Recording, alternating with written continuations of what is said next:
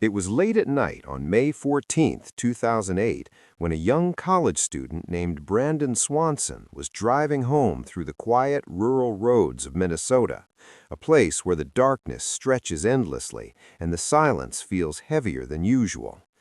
And like many nights before, this should have been a simple drive home after spending time with friends, but something went wrong. Because at some point during that drive, Brandon's car left the road and ended up in a ditch, not severely damaged, not life-threatening, just stuck, the kind of situation that could normally be solved with a phone call and a little patience.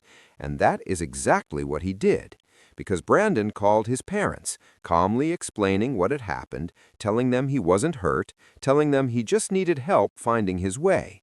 And from that moment, a timeline began that would later become one of the most chilling mysteries ever discussed. Because what makes this case so different is that Brandon did not simply disappear without a trace. He disappeared while still on the phone, while still talking, while still connected to someone who could hear everything happening in real time. And as his parents drove out to find him, Brandon stayed on the line, describing his surroundings, mentioning gravel roads, fields, darkness, and trying to guide them toward his location. But there was a problem, because the directions didn't seem to match where his parents thought he was.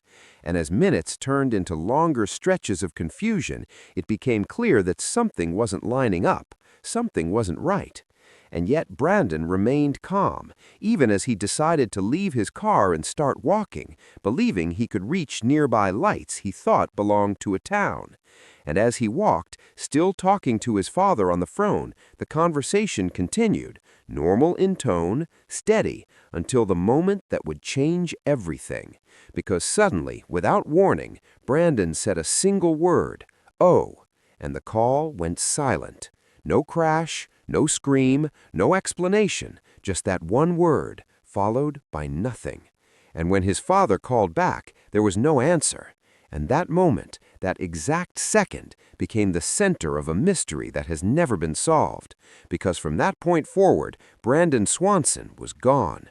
And despite extensive searches, despite efforts by law enforcement, volunteers, and his own family, no trace of him was ever found. Not in the fields, not in the nearby rivers, not anywhere. And what makes this case so deeply unsettling is not just the disappearance itself, but the circumstances surrounding it.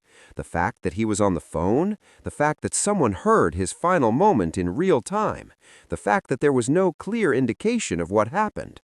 And as investigators attempted to piece together the timeline, they discovered that Brandon had been mistaken about his location, that he was not where he thought he was, meaning that when his parents were searching for him, they were looking in the wrong place, adding another layer of confusion to an already complex situation. And as days turned into weeks and weeks into years, theories began to form, some suggesting that he may have fallen into a hidden ditch or waterway in the darkness, others believing he may have encountered someone or something unexpected. But none of these theories have ever been proven. And even now, years later, the mystery remains, a case defined not by what was found, but by what was heard, a voice in the dark, a final word, and then silence, leaving behind a question that continues to echo.